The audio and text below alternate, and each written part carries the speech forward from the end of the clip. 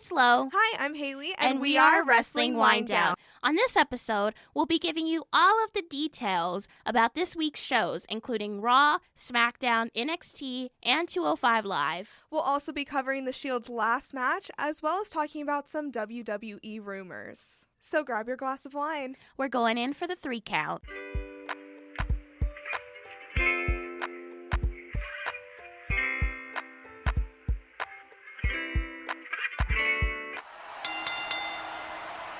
WWE said farewell to Dean Ambrose this week during their Shield's Final Chapter live special on the WWE Network.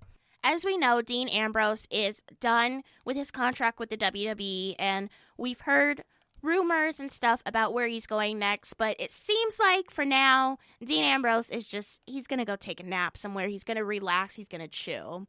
Yeah, we'll see where he goes. I have a theory. And stick with me here, but I have a theory that since they're rebranding so many WWE stars, such as Robert Roode and Bray Wyatt, I feel like they might be rebranding Dean and he'll come back new or something along those lines. But I feel like he's not done with WWE. New Year, New Me was 5 months ago. I don't think that Dean Ambrose is coming back, unfortunately. I think Dean just needs a break, and it just seems like they didn't know how to put him off of television immediately. That's why they did the whole Bobby Lashley thing and made it seem like he was the victim. And now they brought him back 5 times and said goodbye to him, and now this is the final chapter, which I'm wondering if now they're going to do a prequel. You know how books are, like you finish a book and then it's like, here's a sneak preview of our second book. I feel like that's what they're going to do with Dean. Yeah, I could definitely see that happening. So this match was a 6-man tag team against The Shield, of course, and against Baron Corbin, Bobby Lashley, and Drew McIntyre. So it was a great match. Of course, the Shield was going to win because that would just be so tragic if they didn't. 2 things. Wouldn't it be interesting if the Shield lost? And I'm so glad to see that Baron Corbin could get his time off from Olive Garden in order to participate in this match. Yeah, I'm going to sip my wine right now. But anyway, it was a nice send-off. And, bye for now, Dean. See you soon, hopefully. This whole final chapter thing was really interesting. I think a lot of people thought it was just going to be the Shield, like it was just going to be about them, but we did have other matches. We also saw the ending of another really popular tag team in the WWE in the Riot Squad. Liv Morgan is headed to SmackDown Live as a result of the Superstar shakeup, leaving Ruby Riott and her tag partner Sarah Logan on Raw. The Riot Squad faced off against Ember Moon and Bayley, and unfortunately, the Riot Squad did lose the match. But, I've seen videos during this weekend last of the Riot Squad, their somber goodbyes to each other. I think this was a good send-off. I'm glad that they had one final match. Sometimes superstars don't really get that when it comes to the Superstar shakeup in the draft, so toodaloo. Yeah, there were lots of recaps and endings on this show, but everything came to a conclusion, and now we can move on and see what happens. Speaking of Dean Ambrose, his WWE profile was moved to the WWE alumni page today. So it is official, guys. I know a lot of people have been like, are we sure he's leaving? I'm still like, are we sure he's leaving? I mean, in the back of my head, I'm like, is he really gone? But only time will tell. We'll find out. WWE might be screwing us again. Drama. Monday Night Raw this week, we are 1 week removed from the Superstar shakeup. And Seth Rollins, he's finally getting a competitor for his WWE title.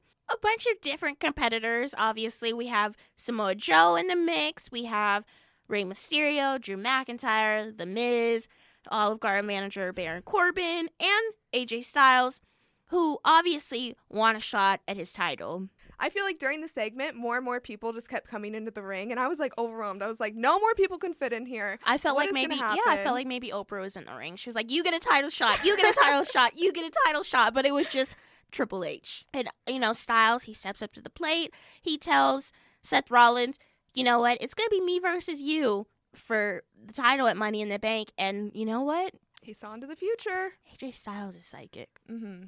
We did see a match, with AJ Styles versus Rey Mysterio versus Samoa Joe.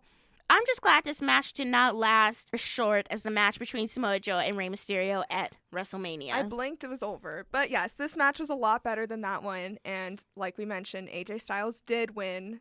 The next match was against The Miz, Drew McIntyre, and Baron Corbin, which Baron Corbin did come out on top of that one. This match was very sideways. We saw The Miz, he's still a face. And we saw Baron Corbin and Drew McIntyre. They kind of double teamed him at first. They did. I think that they were trying to get him out before they could even fight each other. Right. I mean, it's a good strategy, but as we said, Baron Corbin came out on top. After those two matches, Baron Corbin and AJ Styles faced off to figure out the number one contender for the Universal Championship match. Obviously, Baron Corbin had the size advantage for most of the match. But AJ Styles, he stayed on his game. You know, he kept coming back, and AJ Styles finally locked Baron Corbin into the submission, and Baron Corbin tapped out. And now AJ Styles is the number one contender for the Universal Championship and will face Seth Rollins at Money in the Bank. Very excited for this match. Yes, the Phenomenal One versus the Beast Slayer. I'm excited for this. I can't wait. So Money in the Bank is May 19th. I'm very excited to cover that match with you, Lo. Yes, I am very excited to see this match. As I said last week, this is one of the matches that I really wanted to see after the Superstar shakeup, and they're listening to us. What are you predicting? I think Seth Rollins is going to keep the title for a little bit longer, and then AJ Styles is going to just swoop right in and get it. That's my prediction. What is yours? I also think that AJ Styles is not going to win. But I think that it's not the end of their storyline if he doesn't win. I think that it'll keep going. And eventually, I do see AJ with the title. Eventually. We had two women's matches this week. Naomi faced off against Billie Kay. This match was extremely short. You've got to be joking me. If you went and got a glass of wine or a refilled glass, you would have missed it. I'm glad Naomi picked up the win. As I said last week on our Superstar Shakeup episode, I'm very excited to see her on this new brand and for her to be reborn into the superstar that she is. I think that she should be going for that women's championship against Becky Lynch, but Miss Southern herself, Lacey Evans, is vying for that title. It was confirmed this week that Lacey Evans will be facing off with Becky Lynch at Money in the Bank for one of her titles. We'll get into who the other competitor is when we talk about SmackDown Live. We also had another women's match this week. Yeah, so the other women's match was Becky Lynch versus Alicia Fox. I was actually really excited to see Alicia on TV. The last couple months have not been very good for Alicia behind the scenes and the rumors coming out online, but it was great to see her on TV again, just eager as ever, coming out to the ring acting crazy. So Lynch did beat Fox, but then directly after, the sassy Southern Belle herself came out and gave Lynch the woman's right. I'm getting really tired of this women's right. She comes out of nowhere. She really does. I don't know what I should have expected from Lacey Evans. She's been walking back and forth to and from the ring for the last couple months, and now she's finally getting in the ring, and every opportunity she gets, she's punching Becky Lynch in the face. I mean, persistence is key, and eventually, well, it did pay off for her. She has a match, and... But will it really pay off? Will she get that women's championship? But she has the chance at it, and that's where she's doing good. We had a lot of developments character-wise this week. A lot of people were upset, is an understatement, about this damn name, this Viking Experience name. And WWE, their inbox must have blown up because they changed their name. Twice this week. Yep, twice. Their name now is the Viking Raiders.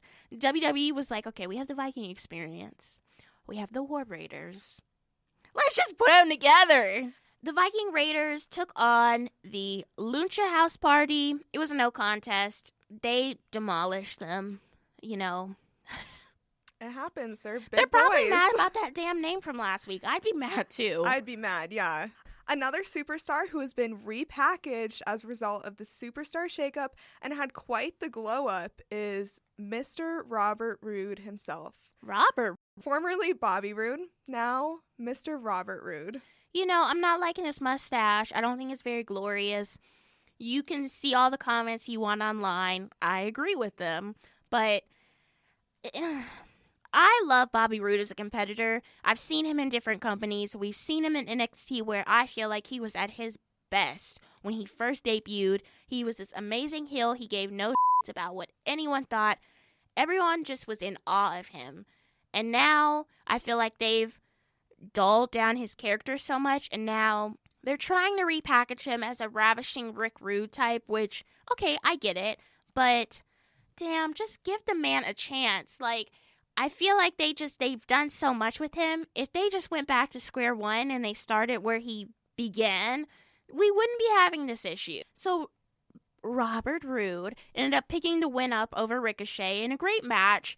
I'm excited to see where the character goes. I mean, it was an interesting booking decision, definitely. And I think that Robert Roode is in need of a reboot, like I just said. But let's just shave the stash. Let's let it go. Get rid of that. It's a little creepy. It is creepy. Speaking of weird, Bray Wyatt is back on WWE television. We thought that he's been lurking with these little promos and these scary puppets, but he's back. And he has the Firefly Funhouse, and people are amazed. People are disgusted. But you just want to keep watching, don't you? I'm amazed. I am so amazed. He looks 1,000% better. Yes, he does. Still creepy, but 1,000% better. I'm so excited to see where this little show type thing goes. Shout out to JoJo. Bray Wyatt got them guns. Okay. Mm-hmm. It's great to see Bray back. Like, all jokes aside, I'm interested to see how they do this because it can go south really, really, really, really, really, really, really fast. And I think that's what a lot of people are nervous about, is how well this is going to be done. I read online that he actually pitched this idea, so I feel like it will be done better than if WWE pitched it to him, if that makes any sense. Yeah, because this way he definitely has a vision for it. Him and his chainsaw and all that, and the whole fun house. Crazy. Cedric Alexander made his Raw debut this week, and he was against Cesaro, who was missing his redheaded partner in crime. You know, I guess this is the end of the bar. I'm all for happy hour, but I guess the bar's closed. Gotta get your wine before last call. That's all I'm saying. So Cesaro and Sheamus are on different brands now. It wasn't really addressed as part of the Superstar shakeup. It was one of those kind of hush-hush things that they put online after. Read a couple things online that Sheamus is battling an injury, and we hope that he gets better. I'm interested to see where Cesaro goes as a singles competitor, but this was a great match, wasn't it? It really was. So I thought that this was an amazing match because not only their athleticism, but Cesaro is a veteran in the ring, and this was Cedric Alexander's debut. So for him to be able to come up to Raw and have this as his first match, it really shows what he can do. It shows his potential in this brand. I'm eager to see his future on Raw. I am too. Let's move on to SmackDown Live, where WWE thinks that we have forgotten about every storyline that involves the Authority, which is why they had Shane McMahon and Roman Reigns in the same ring.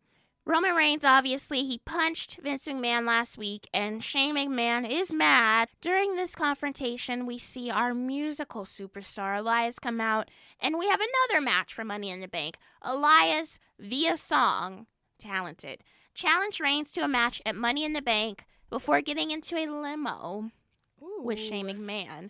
I'm excited to see this match. These two were on Raw together, and we really didn't see any interaction between them. And now Elias, he's kind of like a top superstar now. I mean, he was on Raw, but he wasn't, I feel like he was mostly performing. He wasn't really performing wrestling-wise. Yeah, I definitely know what you mean by that. And Elias is making his way up the ranks as we speak. We also saw another superstar shakeup change that was announced online earlier this week.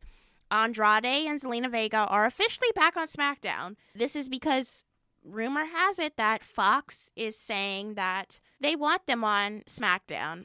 I saw something else where it says Charlotte and Andrade are engaged, and that's why he went back to SmackDown. But Charlotte said, hell to the no. She shut it down. She shut it down. She was like, not yet. They haven't been together that long, so... No, not that we know of. And, right. And anyway, even if they were engaged, or even if she did pull a couple strings for her mans, like, that's not our business. Right. Andrade faced off against the Demon, Finn Balor, in his first match back on SmackDown. I think this was a good match. It was a non-title match. People that aren't on Twitter weren't expecting to see Andrade on SmackDown again. But, maybe this will lead to a feud over the Intercontinental Championship belt. I can definitely see it going somewhere, especially with Zelina Vega, like as his hype woman. But I still do hope that she gets her own matches soon. Zelina is definitely having matches of her own. She was on Worlds Collide during this week, but we need to see her on a mainstream show. Worlds Collide is just getting started. I see kind of like the foundation that they're going. They really want all rosters of each brand to be on that show. So NXT, 205 Live, Raw, SmackDown, NXT UK, they want everyone on that show, which is a great idea. I think you get to see more matches that you never thought you'd see that way, but Zelina, we want to see her on SmackDown as well. So Kairi Sane made her way into the ring on SmackDown Live for the first time since the Superstar shakeup, how she came up from NXT. So she squared off against Peyton Royce, half of the Iconics. So this wasn't a great week for the Iconics. This was their second loss in 2 days. Jesus. It happens. It happens. It can only go up from here. Interestingly, after the match, Mandy Rose and Sonya Deville come out and they confronted their former mentor, Paige. And as we said last week, we really thought that Mandy Rose and Sonya Deville were going to be the team that Paige brought back as Absolution, her magical tag team that she was going to have face off against the Iconics. And to be honest with you, Mandy Rose and Sonya Deville are probably a little bit salty at Paige.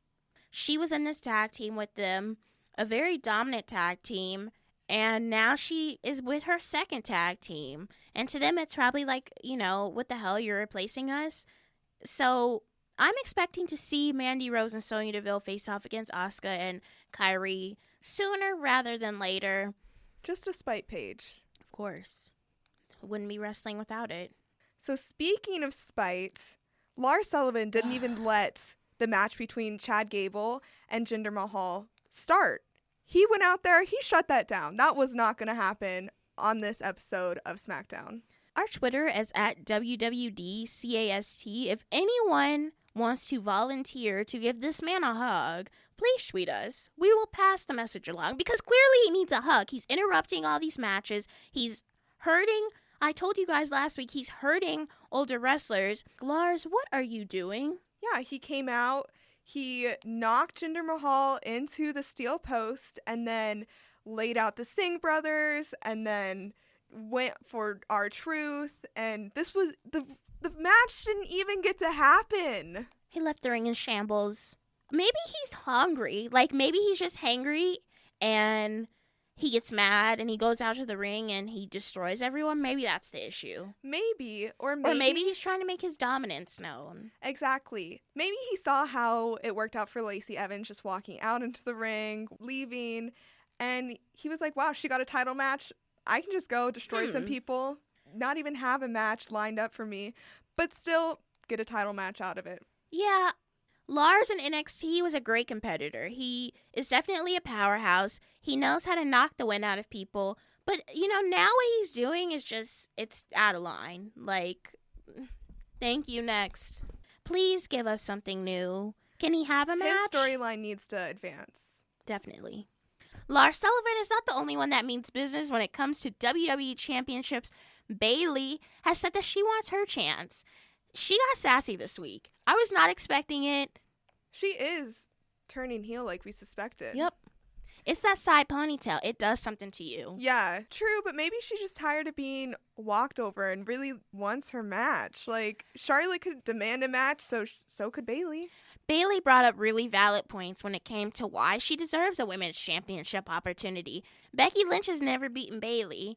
This smack talk led to Charlotte Flair and Bayley facing off for a number one contenders match for the SmackDown Women's Championship, and Bayley lost, and I'm not feeling it.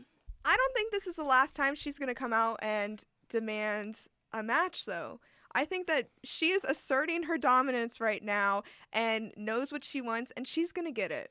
I really want to see Bayley have an opportunity at this title. Honestly, I'd like to see anyone else have an opportunity at this title. Ember Moon, Zelina Vega, anyone on this roster. We have seen Charlotte versus Becky 65 times. So many times, yeah. And a lot of people online were saying that, the greats like Stone Cold Steve Austin and The Rock and all these other different superstars, they had a lot of matchups with each other, which, okay, I get, but it's always the same thing with them. I feel like when Sasha and Charlotte kept facing off, we were like, okay, here we go again. Like, they just keep facing off. And now it's going to be the same thing with Becky and Charlotte. I understand that they bring a lot to the table, which I'm not saying that they're not talented. But we have so many other women that were just drafted to this roster, and they're kind of sitting and catering like, okay, here we go again. This is the same match that we've seen 14 times. So hopefully WWE realizes that this is what the people want, and more superstars, such as the ones you just named, Ember Moon, Bayley, they'll keep stepping up and getting matches. I sure as hell hope so. We stan our women. Yes, we do. We also saw WWE Champion Kofi Kingston face off against Shinsuke Nakamura, which ended in a disqualification. Unfortunately, this match did not end the way that we wanted it to. Rusev interfered, and then Owens and Xavier got involved, and we thought, okay, we're fine. Like, Kofi's fine. We're good. And here we go. Kevin Owens turns heel on Kofi Kingston, and I'm pretty sure in the next couple weeks we will see Kevin Owens versus Kofi Kingston either on SmackDown or at Money in the Bank. What do you think? I hope so, because I feel like KO's kind of been lost for a minute, and him being an honorary member of the New Day really brought him back, and he's going to get a shot at this. I'm excited for this match. Cannot wait. I was not expecting Kevin Owens to turn this soon. We just saw him in a crop top last week, and now he's acting brand new. Just like you, I'm looking forward to this match. I love Kevin Owens as a competitor. It should be interesting. I am a little bit worried about Daniel Bryan, though. What do you mean? Like, you think he's going to come back, or? We haven't heard from him since WrestleMania, and blogs online are stating that he's injured. And we know the bouts that Daniel Bryan has had with these injuries where he, his career ended for a couple years because his injuries were so bad on his neck. And they're saying it's a neck injury.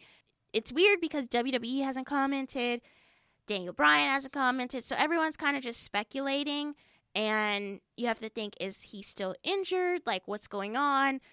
Or is he going to come out during this match? Like, you honestly don't know because no one's telling us anything. That's interesting. That's a good point. I feel like the storyline is moving on without him, so for him to come back, he would really have to jump in. I look at it both ways. If he is injured, this is a really perfect time for him to heal himself because he's not in an active storyline anymore. But at the same time, this would be the perfect opportunity for him to kind of just insert his way back in and, get a rematch for his championship. But we'll see what happens. Solo, in my opinion, this was not a great week in NXT. So first of all, we had a match against, what are they called? I still don't know. The War Raiders, Viking Experience, Viking who? I don't know. Anyway, the War Raiders came out against the Street Profits. So this match was okay. Not the best match I've ever seen. I really want, if the War Raiders are moving to the main roster, as we've seen, the Viking Warriors. Get it right. They don't know. I don't know either. I would love to see the Street Profits get these WWE NXT tag team championships. I feel like there's not really any other tag teams in NXT right now that could take those titles other than the Undisputed Era. But seeing as what happened this week on NXT with the Undisputed Era, I'm a little bit weary about their future. I mentioned last week that I really want to see someone go out on their own, and maybe you spoke too soon. Maybe they're the maybe ones. Maybe I'm the psychic one. I don't know. This week we saw a matchup against Johnny Gargano and Roderick Strong. Great match. Love these two in the ring together. And, we see people get involved. People meaning Adam Cole, Bobby Fish, Kyle O'Reilly, Matt Riddle. I will always see Adam Cole getting involved when it has to do with Gargano. Of course. He is salty. He thinks he should have won. And so until he does win, he'll be out there. Well, we saw the mix-up that happened. You know, Cole accidentally hit Strong with a super kick, and then Johnny won the match. And, oh, honey, Strong was not happy. I think that NXT is starting to plant the seeds for a breakup.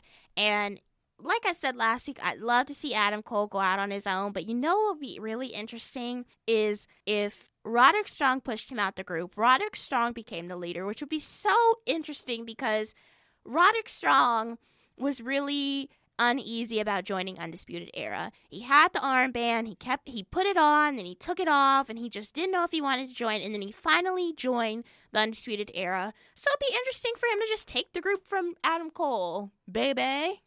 205 Live had a big match between Drew Gulak and Humberto Carrillo, where Humberto came out on top, but there was some drama leading up to this match. But we love drama. Yes, we do. The gentleman Jack Gallagher went on Instagram and told Gulak that Drew may not have respected him as much as, he may have thought. That's a bold statement. I think that the gentleman is trying to stir some things up and get in there himself. I think he's just saying "knuck if you buck" in a very nice tone. It was a very interesting matchup this week, and with Jack Gallagher getting involved, I am looking forward to seeing where this goes, how he's really going to get involved in the matchups, and, we'll see what happens. And Arya Daivari, he said that he's coming for Tony Nese's title, Ooh. Which I'm excited to see where Tony Nese goes with this title. As I said in our WrestleMania episode, I was definitely looking for someone new to hold the 205 Live Championship, so it's been great to see Tony Nese with the title, so I expect great things ahead. So every week on Twitter at WWDcast, that is at WWDCAST, we've been asking a weekly question to get input from our listeners. Yes, we have. We kicked off our question this week with a little bit of background. Former WWE champion CM Punk returned to indie wrestling, in Wisconsin over the weekend in a mask. And the video is hilarious. No one knew it was CM Punk. People started putting two and two together. I guess he was at some type of high school wrestling match down the street in a sweatshirt. And he came to this event in the same sweatshirt, and people assumed it was him. And now people are assuming he's getting back into wrestling, which, I don't know. Here's the question. CM Punk recently appeared at an indie show, which had people asking if he's returning to wrestling. If you could pick one male or female superstar to return to WWE, who would it be and why? We're going to share our answers first, and then we're going to hop on Twitter and read some of the responses that we got. If I could choose one superstar, female, to bring back to WWE, I have two. I would either choose Melina or Victoria. When I first started watching wrestling, I absolutely loved Eminem, which was Joey Mercury, Johnny Nitro, and Melina. And I was 11 years old. I had a pink Razor phone, and I remember I put their intro music on my phone, and I would intentionally leave the ringer on when I went to school. So if someone called me, the theme music would play, and people would be like, whose phone was that? And I'd be like, I don't know. I just wanted to hear the song. It was so cool. I should, put it in here if people, don't know, or if they don't remember, then they're like, that's it.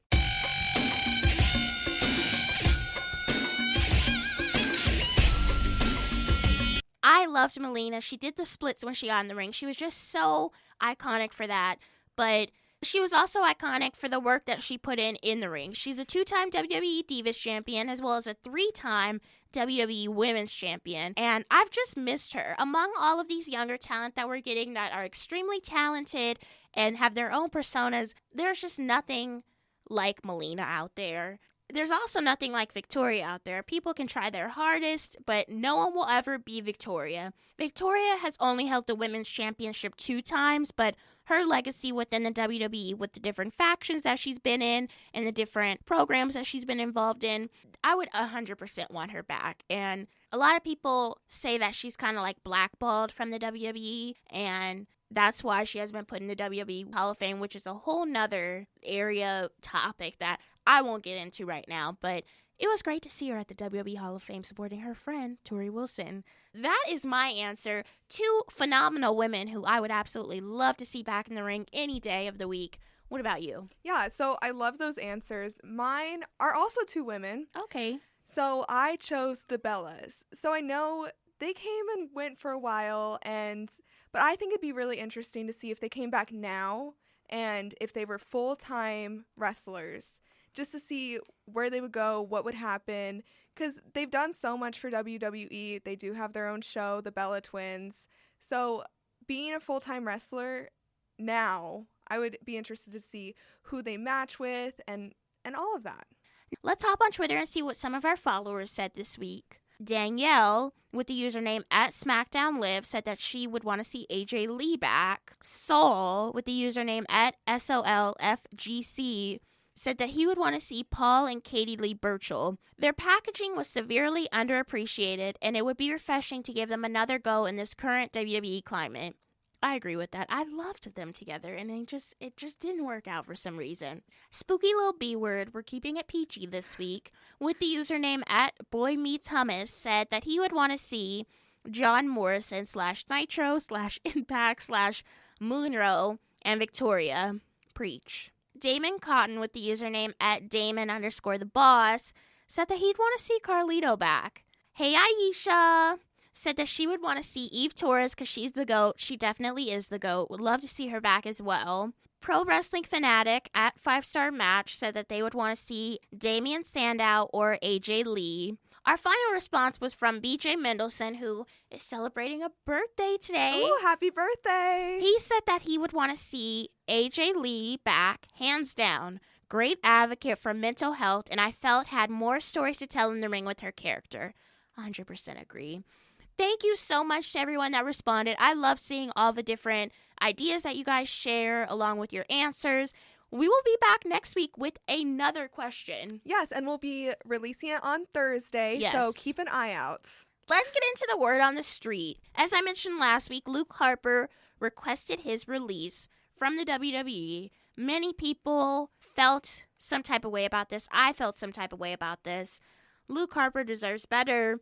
And unfortunately, according to reports, WWE does not think that he deserves better. According to a report from Wrestling Observer, WWE has declined Luke Harper's request for a release. Not only that, but WWE has triggered a clause in their contracts which allows them to add on any missed time due to injury. And you know, Harper was out for an injury for a significant amount of time.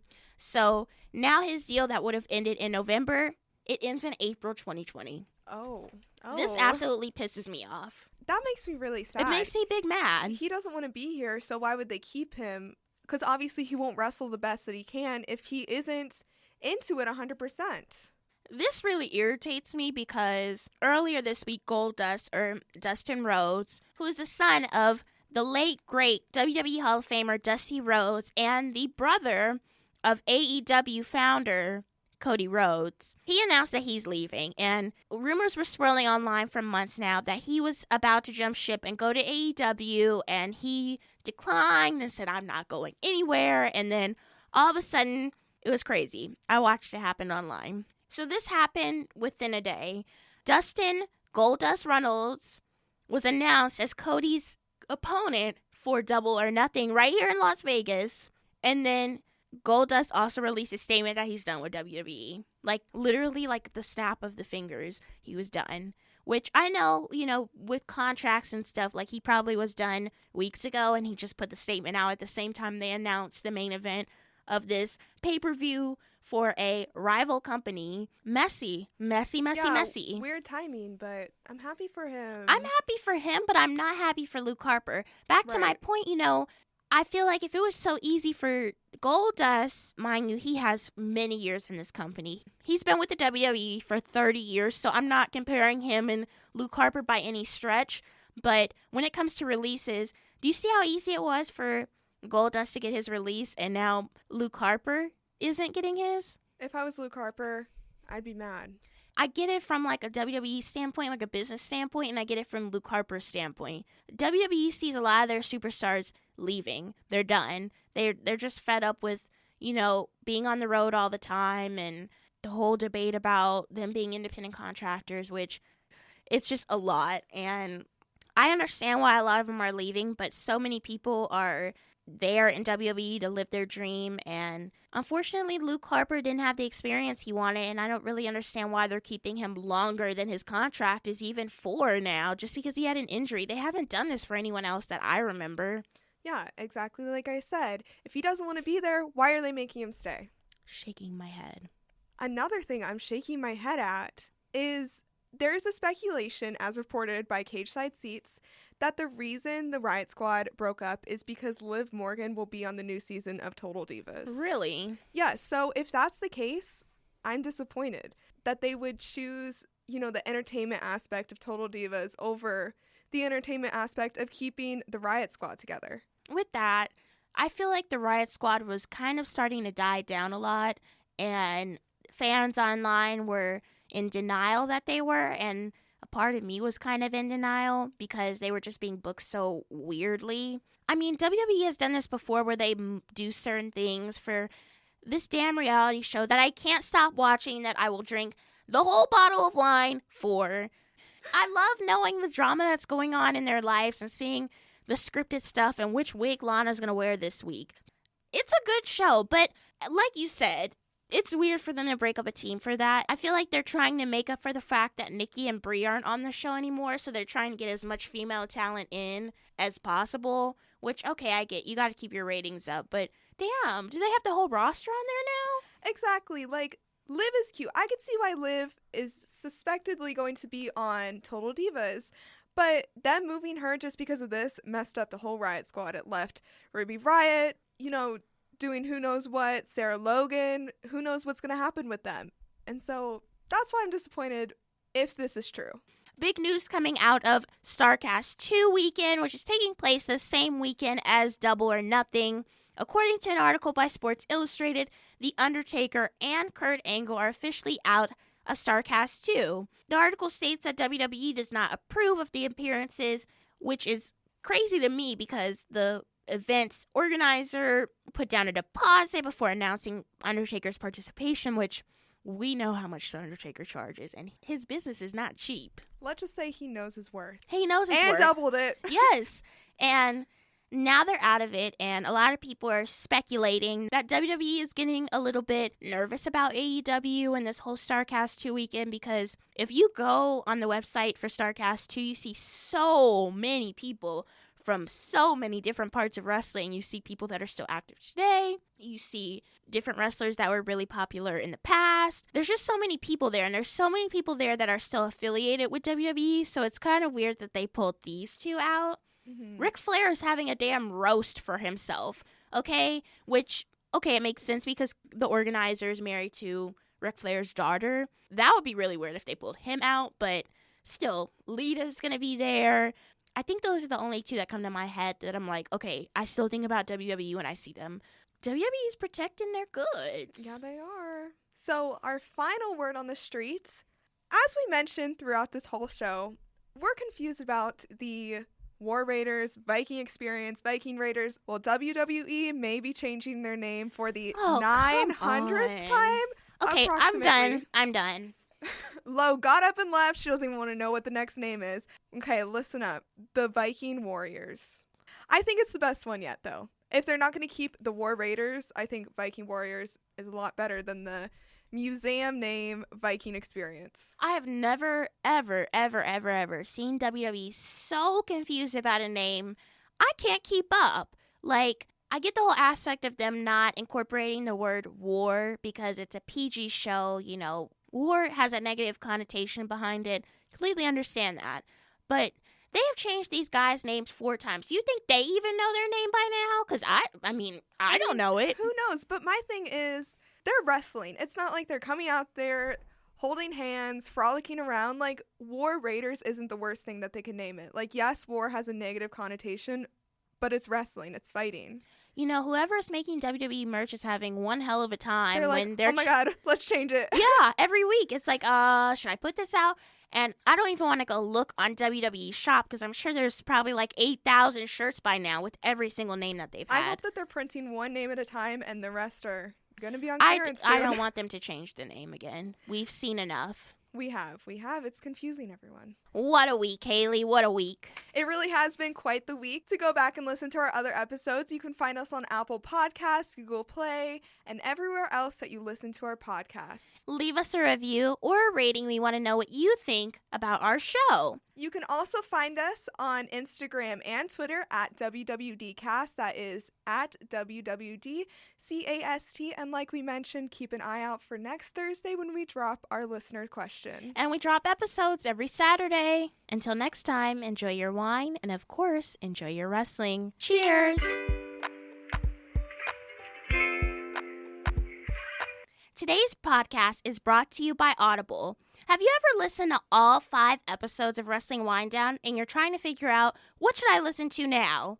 For you, the listeners of Wrestling Winedown, Audible is offering a free audiobook download with a free 30-day trial to give you the opportunity to check out their service.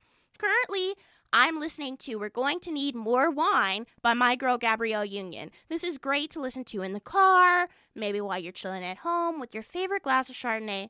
Treat yourself. To download your free audiobook today, go to audibletrial.com/WWDCAST. Again, that's audibletrial.com/WWDCAST for your free audiobook.